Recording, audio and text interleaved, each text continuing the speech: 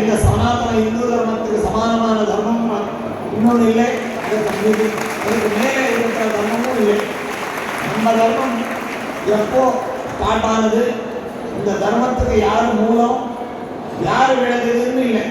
பகவான் ஆதி காலத்தில் அனாதி காலத்திலிருந்து அனந்த காலத்து வரலும் இருக்கிறவுடைய தர்மம் நம்ம சனாதன இந்து தர்மம். அப்படி ஏற்பட்டமான ஒரு தர்மத்தில் ராகவேந்திரர் இன்னைக்கு தமிழ்நாட்டில் புவனகிரியில் பிறந்து சின்னவராக இருந்து அம்மா கூடவே இருந்து ஒரு சின்ன பையனாகி இருக்கிற ஒரு ராயரை இன்னைக்கு நாங்கள் பார்க்க போகிறோம்.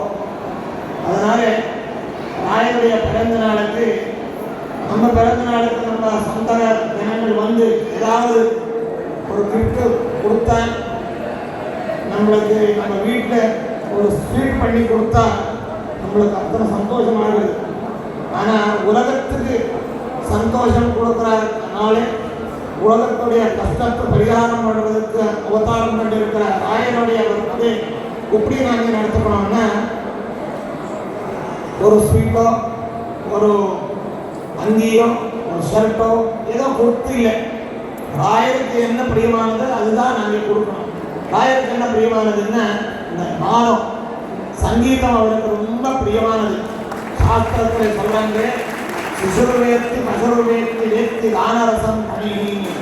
இந்த சங்கீதம் யார் எல்லாருக்கும் தெரியும்னா இவளுக்கு தெரியும், இவளுக்கு தெரியாதுன்னு சொல்ல முடியாது.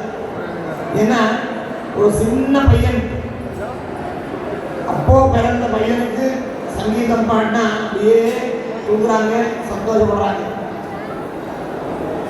பசுர்வேத்தி ஒரு பசு மாடு எல்லாம் இருந்தாலும் எப்படி நாங்கள் பார்த்துருக்கோம், கிருஷ்ணர் அந்த சங்கீதம் குடல் வேணுநாதம் போட்டு வாய்ச்சா எல்லா பசுகள் ஒரே இடத்துல நின்று அப்படியே எதுவுமே சாப்பிடாம அப்படியே பார்த்துட்டே இருக்கு.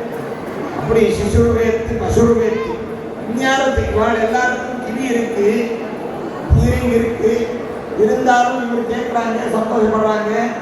யாருக்கு இயரிங் இயர் இல்லை, அவரு எப்படின்னு வேத்தி கானரசம் பணிகின்னு சொல்றாங்க.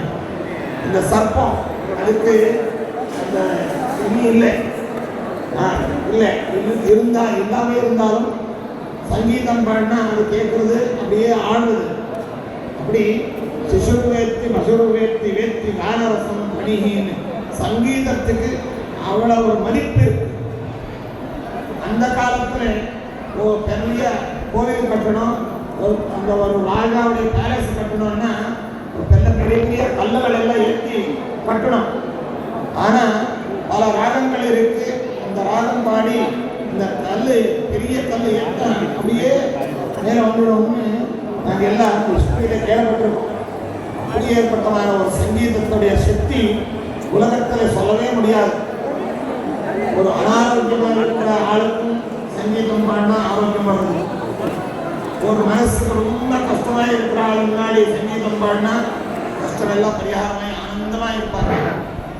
ஒரு சின்ன பசங்கள் ஆடுறாங்க, அப்போ நாங்கள் நம்ம வீட்டில் அம்மாவோ மாட்டியோ வாழெல்லாம் ஊஞ்சலில் போட்டு அப்படியே சங்கீதம் பாடி தூங்கி வைக்கிறாங்க.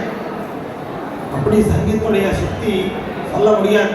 சங்கீதம் சொன்ன அந்த ராகத்தில் சொன்ன சந்தியா ராகத்தில் சொன்ன தீபம் எல்லாம் அப்படியே ஏற்றுறதுன்னு கேள்விப்பட்டிருக்கோம். அப்படி ஏற்பட்டமான சங்கீதம் ராயருக்கு ரொம்ப பிரியமானது. ஏன்னா அவர் பெரிய சங்கீத வித்வான், வைணிகர். அவர் பெரிய சும்மா அவள் வீட்டில் உட்காராடு சங்கீதம் பாடுறது அப்படின்னு இல்லை. விஜயநகர சாம்ராஜ்யாதிபதிகளுக்கு அவள் அவர் தங்கப்பனார் அவர் தாத்தனார் எல்லாரும் உபதிஷ்யத கிருஷ்ண பூவராரே நிஜகந்தர்வ கலாம்னு சொல்றாங்க. வைணிக வித்தை அவள் எல்லாருக்கும் சொல்லிக் கொடுக்கறதுக்கு வாத்தியாயராக இருந்து பெரிய வித்வாம்சராக இருந்து இந்த ராஜாவுக்கு அந்த ஆஸ்தானத்தில் அப்படியே ஒரு கௌரவ ஸ்தானத்தில் இருந்தாங்க. அப்படி ஏற்பட்டமான பெரிய சங்கீத வித்வான். அவர் சங்கீதத்துக்கு எத்தனையோ தீர்த்தர்கள் எழுதியிருக்காங்க. அவளுக்கு பிரியமானது நாங்கள் பண்ண சந்தோஷப்படுறாங்க. அதனால கிட்டத்தட்ட 22 வருஷமாகி நம்ம பரமாச்சாரிய காலத்திலிருந்து தமிழ்நாட்டிலிருந்து வந்து